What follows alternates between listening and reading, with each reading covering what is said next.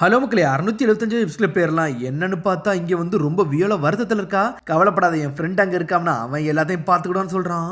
நம்மால் உசப்பும் green star பிளான்டா ஷூரிக்கன்னு சொல்லிட்டு ஒரு போடு போடுறான். பம்பரமா சுத்திக்கிட்டு போகுது. ஸ்ட்ரெயிட்டா ட்ரியபிளை நோக்கி அட்டாக் பண்ணுது. பார்த்தா ட்ரியபிள் 4 துண்டா போயிட்டு துண்டு துண்டா ஆயிட்டான். உசாலாண்டுன்னு சொல்லிட்டு எல்லாரும் கொண்டாட ஆரம்பிச்சிட்டாங்க. நான் முடிச்சிட்டேன்டா, இன்னும் ஒரு பொண்ணு தான் இருக்கா, அவ கதையை முடிச்சிடும், எனக்கு ஒரு வழியே கிடையாது, அதை வாயில மட்டும் போட்ட போதும் அவ கதை முடிஞ்சுன்னு சொல்லிட்டு பாக்குறாங்க. டே ட்ரியபிள், ஒரே அடியில இவன்ட்ட நீ மாட்டி உன் கதை முடின்னு நினைச்சு கூட பாக்கலடா, நீ இதே மாதிரி இறந்துக்கோன்னு சொல்றான். அவன் நானாச்சும் இறக்குறாச்சுன்னு சொல்லிட்டு அவன் தான் வந்து ஸ்டிக்கி ஃப்ரூட்டை சாப்பிட்டுருக்கானே, திரும்பி ஜெல்லி மாதிரி குதிச்சுட்டு மாசம் வந்து நின்றுகிட்டு இருக்கான். நக்கலா சிரிக்கிறான். டே இவனுக்கு என்ன தண்டாச்சு, இவன் ஏன்டா இப்படி வந்தான்னு சொல்லிட்டு.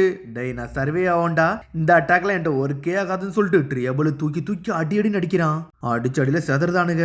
சடனா என்னன்னு பார்த்தா இங்க டொஃப்ளமியம் ஏரியாவை தான் காட்டுறாங்க. சார் இங்க உங்களை மாதிரியே ஒருத்தர் இருக்கான்னு சொல்லிட்டு ரிப்போர்ட் பண்றாங்க. என்ன மாதிரியே ஒருத்தர் இருக்கானா, அது எவன்டான்னு சொல்லிட்டு கேட்கறாங்க அவங்க. கிங் ரீக்குன்னு சொல்லிட்டு ஒரு பக்கம் டாய் சோல்ஜரை எட்டி பார்த்துக்கிட்டு இருக்காரு.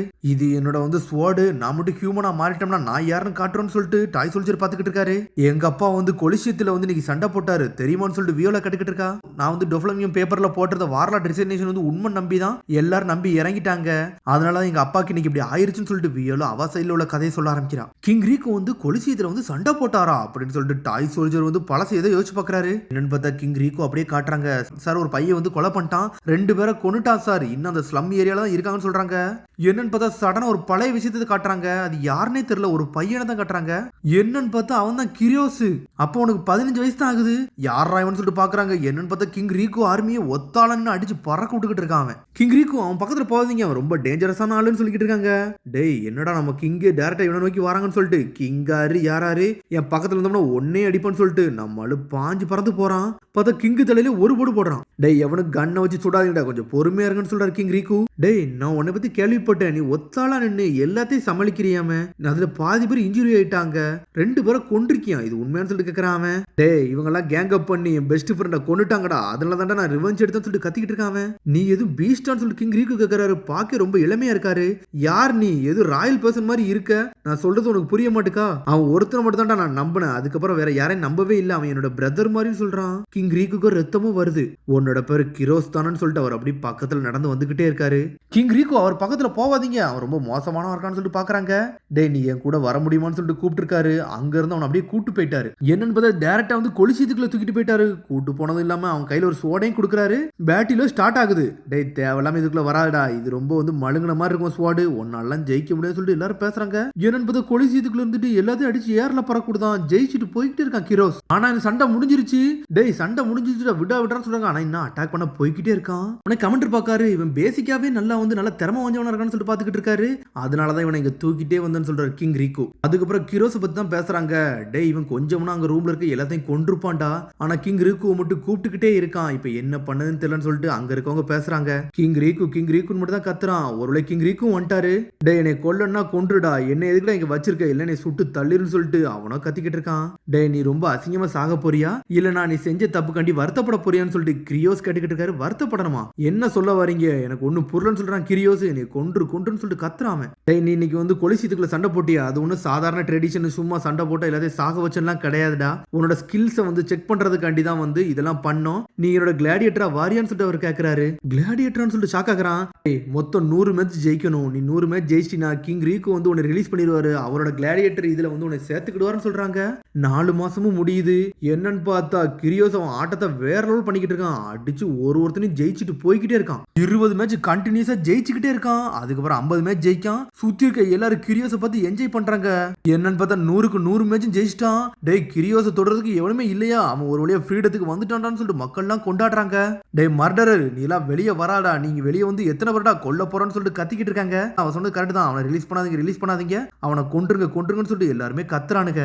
அதுக்கப்புறம் என்ன பார்த்தா கிரியோஸ் வந்து கதவை திறக்கிறாரு. நான் ஒன்னும் வெளியே வர விரும்பல, நான் உள்ளே இருக்க போறேன்னு சொல்றான் கிரியோஸ். அந்த மக்களுக்கு நீ பிடிக்கல, நான் எதுக்கு வரணும்னு சொல்லிட்டு கேட்டுக்கிட்டு இருக்கான். என்னையில இருந்துடா மத்தவன் வந்து உன்னைய பிடிக்கணும்னு சொல்லிட்டு ஆசைப்பட்ட, இது புதுசா இருக்குன்னு சொல்லிட்டு கிங் ரீக்கு சொல்லிக்கிட்டு இருக்காரு. எல்லாரும் என்ன ஒரு பீஸ்ட் நினைச்சுக்கிட்டு இருக்காங்க. இந்த கூண்டுக்குள்ள இருக்க ஒரு அசிங்கமா தான் பாக்குறாங்க. இந்த கேஜ்ல இருந்து நான் எப்படி வர, இல்ல நான் பின்ன நோக்கி போகவான்னு சொல்லிட்டு யோசிச்சுக்கிட்டு இருக்கான். என்னன்னு பார்த்தா கிரோஸ் அவன் பாட்டுக்கு ட்ரைனிங் எடுத்துக்கிட்டே இருக்கான். கண்டினியூஸா வந்து அடிச்சுக்கிட்டே இருக்கான். கிரோஸ் 200 மேட்ச் ஜெயிக்கான், 300 மேட்ச் ஜெயிக்கான். டேய் இவன் கூட சண்டை போட்டு ஜெயிக்கிறதுக்கு ஆளே இல்லையான்னு சொல்லிட்டு பாக்குறாங்க. போக போக என்னன்னு பார்த்தா இவனே எல்லாத்துக்கும் பிடிக்க ஆரம்பிச்சிருச்சு.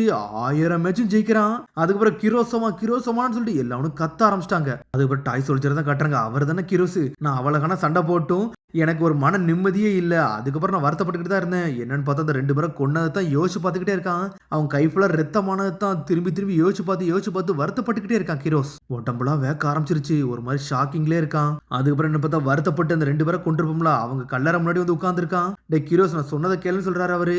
நான்லாம் எங்கேயும் வரப்போறேன், இங்க தான் இருக்க போறேன். எங்க போனாலும் இவங்களை கொன்னது மட்டும் தான் என் மனசுல வந்துகிட்டே இருக்கு. எனக்கு வேற என்னமே இல்லைன்னு சொல்லிட்டு வருத்தப்பட்டுக்கிட்டு இருக்கான். அவன ஒரு பக்கம் அழ ஆரம்பிச்சிட்டான். எல்லாருமே என்னை பத்தி மறக்கணும் தான் நான் ஆசைப்படுறேன்னு சொல்லிட்டு கிரோஸா அழுது இருந்திருக்கான். அதை நினைச்சு இப்ப வருத்தப்பட்டுக்கிட்டே இருக்கான் கிரோஸ் ஒரு பக்கம். அதுக்கப்புறம் பார்த்தா மேட்ச்ல சடனா வந்து ஒரு மிஸ்டீரியஸ் மேன் வந்து ஒருத்தன் போட்டு சண்டை போட்டுக்கிட்டு இருக்கான். அவன் பேர் ரிக்கின்னு சொல்லிட்டு. அந்த ரிக்கி வேற யாருமே இல்ல, கிங் ரீக்கு தான். இந்த பேரை வச்சுதான் ஆல்ரெடி சண்டை போட்டுக்கிட்டு இருக்காரு. என்னன்னு பார்த்தா இது கிரோஸோட 3000வது மேட்ச். இந்த மேட்ச்ல ஜெயிச்சாம்னா அவனுக்கு ஈக்குவலா ஆளே கிடையாதுன்னு சொல்லிட்டு பாத்துக்கிட்டு இருக்காங்க. சடனா சண்டை போட்டுக்கிட்டே இருக்கிற நேரத்துல மூஞ்சில இருக்க மாஸ்க் லைட்டா நகருது. என்னன்னு பார்த்தா உள்ள இருக்கிறது கிங் ரீக்குன்னு சொல்லிட்டு லைட்டா கண்டுபிடிச்சான்னு நினைக்கிறேன். என்னன்னு பார்த்தா வாழ்க்கையில முதல்ல கிரோஸ் தலையில உள்ள வந்து தொப்பி வந்து நகருது அப்படின்னு சொல்லிட்டு பாத்துக்கிட்டு இருக்காங்க.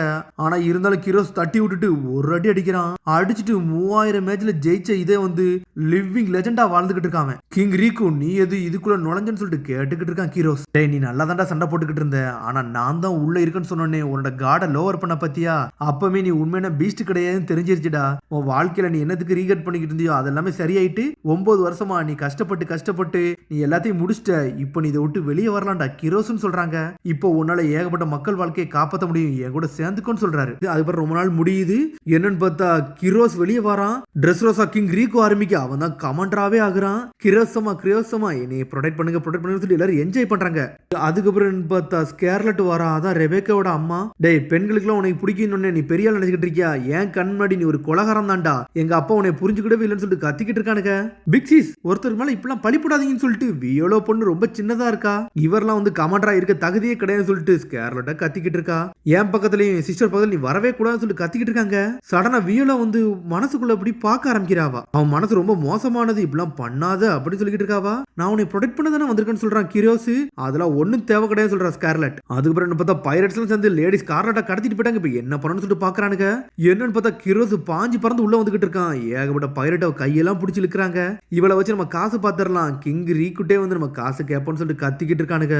ஆனா கிரோஸ் மாசம் முன்னாடி வரான். எல்லாத்தையும் அடிச்சு பறக்க கொடுக்கிட்டு இருக்கான். என் பின்னாடியே ஏறி இதை நான் பாத்துக்கிட்டேன்னு சொல்லிட்டு பைரட் ஷிப்ல இருக்க அம்புட்டு வரையும் அடிச்சு நொறுக்க ஆரம்பிச்சான் கிரோஸ். எல்லாம் அடிச்சு ஏர்ல பறக்க விட்டுட்டான். லேடி ஸ்கார்லட் நீங்க நல்லா இருக்கீங்களான்னு சொல்லிட்டு பக்கத்துல பாக்குறான். அவளை தொட்டோன்னே ஷாக் ஆயிட்டான். என்னை மன்னிச்சிருங்க உங்களுக்கு தெரியாம தொட்டுட்டேன்னு சொல்லிக்கிட்டு இருக்காங்க. கிரோஸ் நான் பயந்துட்டேன்னு சொல்லிட்டு பாஞ்சு பறந்து வந்து கெட்டி பிடிக்கிறா. என்னை மன்னிச்சிருங்கன்னு சொல்லிக்கிட்டு இருக்காங்க. அதுக்கப்புறம் கட் பண்ணி யாரை கட்டுறாங்க? கிங் ரீக்கோட ஃபேமிலி தான் காட்டுறாங்க. பிக் சிஸ் வந்து சமைக்க ஆரம்பிச்சிட்டாங்க. என்ன நடக்குன்னு ஒன்னும் புரியலன்னு சொல்றாங்க. என்னன்னு பார்த்தா சமைச்சு வந்து ஸ்ட்ரெயிட்டா வந்து கிரோஸ் வந்து கொடுக்குறாவா. அதுக்கப்புறம் கிரோஸை வந்து அவளே வந்து ப்ரொடெக்ட் பண்ணிக்கிட்டு இருக்கான். அவளும் அவன் கூடயே இருக்கிறா. பக்கத்துல போறான். ஆனா அவனை கண்டுக்கிடவே மாட்டுக்கான். அதுக்கப்புறம் கிரோஸ் ஸ்ட்ரெயிட்டா வந்து உங்க பொண்ணோட பாடி கார்டு இதுல இருந்து நான் தனியா விலகி போறேன், நான் அவ கூட இருக்க போறதுன்னு சொல்றான். என் பொண்ணை நேசிக்கிறியா அப்படின்னு சொல்லிட்டு கிங் ரீக்கு கேக்குறாரு. ஆமா நான் அவளை நேசிக்கிறேன்னு நினைக்கிறேன், எனக்கு ஒன்னும் புரியலன்னு சொல்லிக்கிட்டு இருக்கான் அவன். டேய் நீ வந்து கொலிசியத்தோட ஹீரோ, அது மாதிரி என்னோட ஆர்மியில உள்ள கமாண்டர், உனக்கு ஈக்குவலான ஆளே கிடையாது. நீ நல்லவன் தான், ஆனா நீ பழசு பண்ண கிரிமினல் ரெக்கார்டுக்கு இதை என்னால அலோவ் பண்ணவே முடியாதுன்னு சொல்லிக்கிட்டு இருக்காரு அவரு. அப்பா இவரை நான் மேரேஜ் பண்ணிக்கலனா நான் இறந்துருவேன்னு சொல்லிட்டு ஸ்கேர்லட்டா கத்திக்கிட்டு இருக்கா. என்னடா நடக்குன்னு சொல்லிட்டு கிங் ரீக்கோ முழிக்கிறாரு ஒரு பக்கம்.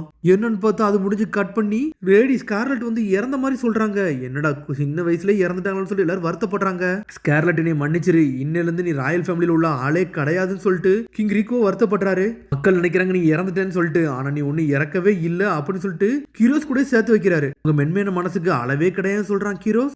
மை பாய் டா, நீ உன்ன மாதிரி ஒரு ஆளை நான் பார்த்ததே கிடையாது அப்படின்னு சொல்லிட்டு அவர் தான் வழி அனுப்பிச்சு வச்சிருக்காரு. அதுக்கப்புறம் அவங்க ஒரு சின்ன வீட்டுல வாழ்ந்திருக்காங்க. அவங்களுக்கு ஒரு குழந்தையும் பிறகு அது பேருதான் ரெபேக்கா. இது என்னோட பொண்ணுன்னு சொல்லிட்டு காமிச்சோன்னு கிரோஸ் ஷாக் ஆகுறான். நான் என்னோட கையால பொண்ணெல்லாம் தொட மாட்டேன், இந்த கையில ரத்தம் படிச்ச கைன்னு சொல்றாங்க.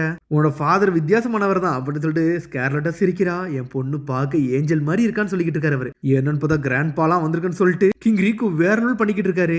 என்னன்னு பார்த்தா கிளவுஸ் போட்டுட்டு அவன் பொண்ணை தூக்கிக்கிட்டு இருக்கான். பார்த்தா அவளை பார்த்துட்டு என்ஜாய் பண்ணிக்கிட்டு இருக்காங்க.